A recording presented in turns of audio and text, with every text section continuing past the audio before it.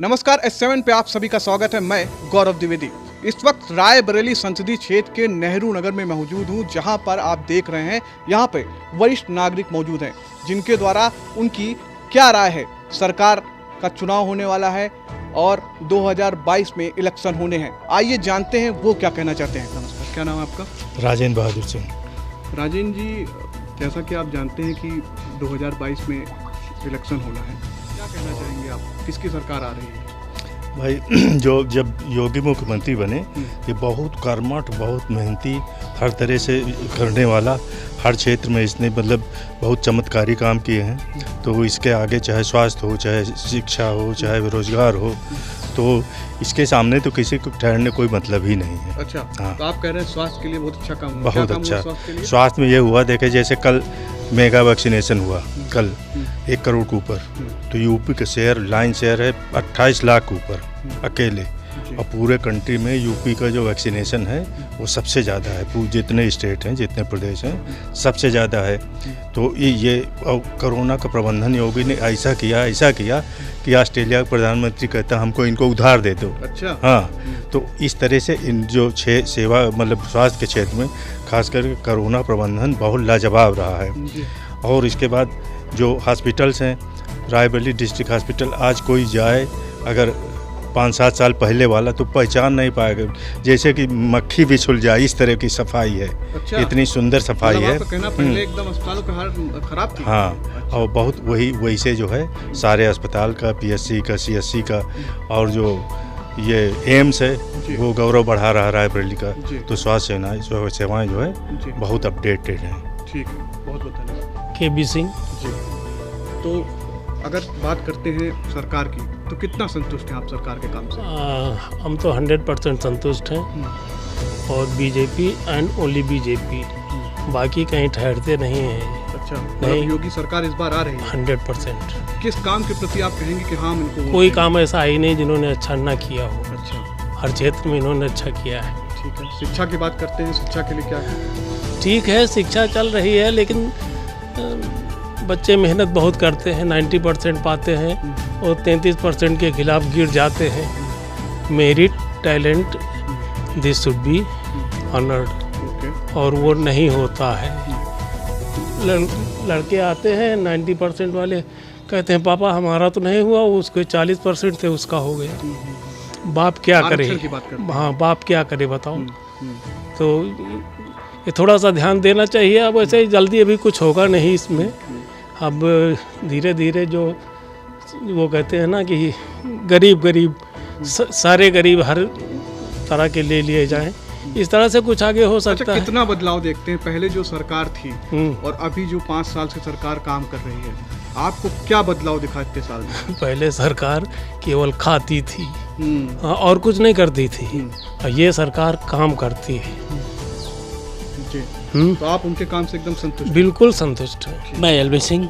जी, तो क्या लगता है कि किसकी सरकार आ रही है? क्योंकि अखिलेश यादव कह रहे हैं कि हम 400 सीटों के साथ आ रहे हैं, और योगी आदित्यनाथ कह रहे हैं कि हम अपने काम के बल आ रहे हैं। क्या कहना चाहेंगे आप? जो हमारे माननीय योगी आदित्यनाथ जी कहते हैं वही सत्य है। अच्छा। और सत्य इसलिए है कि उन्होंने इतने दिनों में इतने अच्छे काम किए हैं, प्रदेश की पूरी तरीके से रूपरेखा बदली है, और आज उनके काम दिखाई पड़ते हैं, ग्राउंड पे दिखाई पड़ते हैं। अच्छा। चाहे स्वास्थ्य का क्षेत्र हो, चाहे शिक्षा का क्षेत्र हो, चाहे ट्रांसपोर्टेशन का हो, या पब्लिक में, गाँवों में वृद्धजनों के लिए, महिलाओं के लिए, विधवाओं के लिए कोई ऐसा क्षेत्र नहीं है जहाँ पे योगी जी ने अपना प्रभुत्व और अच्छे तरीके से काम ना किया हो। गांव के लिए क्या कहना चाहिए? गांव में कितना बदलाव आया है जो पहले सरकार थी और जो अभी सरकार है 5 साल से, उसमें क्या विकास किया गांव? देखिए, मैं गांव से रिलेटेड हूँ, गांव आता जाता रहता हूँ, और ग्रामीण लोगों के साथ में मेरी एक अच्छी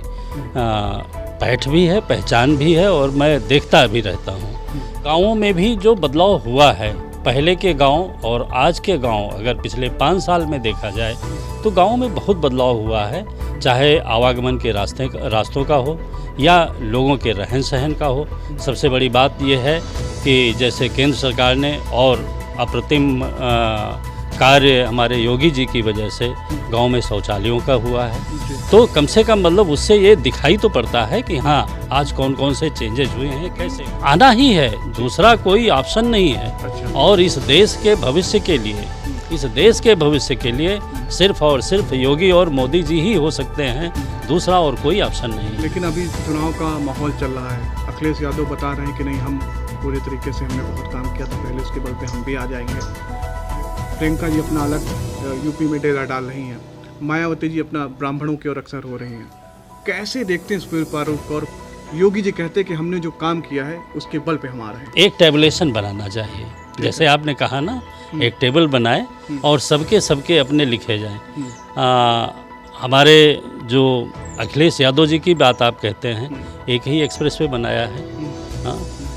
हमारे योगी जी ने कितने बना दिए हैं आप देखते हैं। बुंदेलखंड एक्सप्रेसवे है, गंगा एक्सप्रेसवे का काम हमारे ज़िले में हमारे पड़ोस से ही गुजर रहा है, मैं तो जानता हूँ अच्छे तरीके से। उसी तरह पूर्वांचल का एक्सप्रेसवे बहुत जल्दी ही तैयार होने वाला है। बाकी के क्षेत्र में भी देखिए तो आज चाहे लखनऊ हो, चाहे बाकी जगहें हों और शहरें हों, नोएडा देख लीजिए और सब जगह में भी तो बदलाव बहुत हैं। जहाँ तक आपने मायावती की बात की, उनका तो कहीं कोई हसर है नहीं, खाली उनको अपनी और सिर्फ अपनी जातिगत रूप से वो कहाँ थी पिछले इतने दिनों में। जब आपने ब्राह्मणों की बात की तो ब्राह्मणों को देखने के लिए तब उनको कभी कोई सुध नहीं आई है। आज अगर वोट का समय आया है तो क्या ऐसा मतलब होता है कि आप उस समय, और फिर ऐसा क्या हो गया है भाजपा के साथ, तो प्रबुद्ध वर्ग बहुत पहले से जुड़ा है, पार्टी ही उसी की कही जाती है कि प्रबुद्धों की है, ब्राह्मणों की पार्टी है। तो इनके कहने और ना कहने से कहीं कुछ नहीं होने वाला है। इस प्रदेश में सिर्फ और सिर्फ योगी और देश के लिए सिर्फ मोदी, इसके अतिरिक्त कहीं कुछ नहीं। साफ साफ कहना है कि इस बार योगी सरकार, यार ये बात करते हैं। आपका परिचय क्या है? रमाशंकर सिंह जी, कैसे देखते हैं आप सरकार के 5 साल के कार्य को? पहले तो लगता ही नहीं था कोई सरकार भी होती है, जिधर निकलो उधर बस अराजकता और कमियां तो कोई ढूंढने की जरूरत नहीं पड़ती थी। लेकिन अब लगता है कोई सरकार भी है जो हर क्षेत्र में दिखता है। चाहे मैं आपको एक उदाहरण दूं, जैसे बिजली का मीटर बदलवाने के लिए पहले जाना पड़ता था, पहले पैसा दो, फिर वो किसी तरह आते थे, फिर जो लगाने आते थे उनको करो, और कई दिन लग जाते थे। अब है मीटर रीडर लिखता है और उसके बाद मीटर 6 दिन के अंदर लग जाता है। अच्छा। और एक पैसा नहीं लगता, एक पैसा नहीं लगता। और अपने आप आते हैं, आपको बुलाना नहीं पड़ेगा, मीटर रीडर उसमें डालेगा और उनके यहाँ पहुँचेगा, मीटर लग जाएगा आपके यहाँ। ये बदलाव नहीं है। तो इसी तरह हमने देखा कि जहाँ भी है तो बदलाव दिखता है। इसके पहले आपके पास पैसा है या पावर है तो आपका काम हो सकता है, नहीं तो नहीं हो सकता। अच्छा, तो मतलब योगी सरकार आने के बाद कार्य हो रहा है, कार्य हो रहा, लग रहा है कि कार्य हो रहा, लग रहा है कोई सरकार भी है यहाँ। अच्छा। हाँ, नहीं तो जिसकी लाठी उसकी भैंस था, जो जिस मजबूत था वो तो भाई मजबूत था। अच्छा। उसका तो सब काम हो जाता था और वो जो भी करना चाहता था कर भी लेता था। लेकिन अब लगता है कि नहीं, हम लोग भी कुछ हैं, मतलब सामान्य लोगों का भी काम बड़े आसानी से हो जाता है। अच्छा। हाँ, बात करते हैं रोजगार की, युवाओं को रोजगार, क्या कहेंगे इसके बारे में आप? नहीं, पहले से तो अच्छा ही है और रोजगार के मामले में भी ठीक है। उन्होंने जो है काफ़ी नौकरियां दी हैं लोगों को, आगे भी जो है देने के लिए उनका संकल्प है। जहां देख लीजिए कि जो है यहाँ जो है टीचर्स की भर्ती में भी उन्होंने बहुत बड़ा योगदान किया है। अच्छा। और ये रायबरेली संसदीय क्षेत्र है, यहाँ पे सोनिया गांधी सांसद हैं, किस तरीके से आप देखते हैं विकास के, कैसा विकास हुआ है रायबरेली का अब तक? नाम की सांसद हैं। अच्छा। काम करने के लिए तो उनके कुछ दलाल यहाँ घूमते हैं। अच्छा। और पिछले 15 सालों में हमने तो देखा नहीं कहीं कोई काम हो। तब ये होता था कि ज़िले के किसी भी सीमा से, चाहे आप उन्नाव से आए, चाहे लखनऊ से आए, चाहे प्रतापगढ़ से आए, चाहे सुल्तानपुर से आए, रायबरेली की सीमा में आते ही पता लग जाता था कि हाँ, ये आप रायबरेली की सड़कों की इतनी बदहाल स्थिति थी।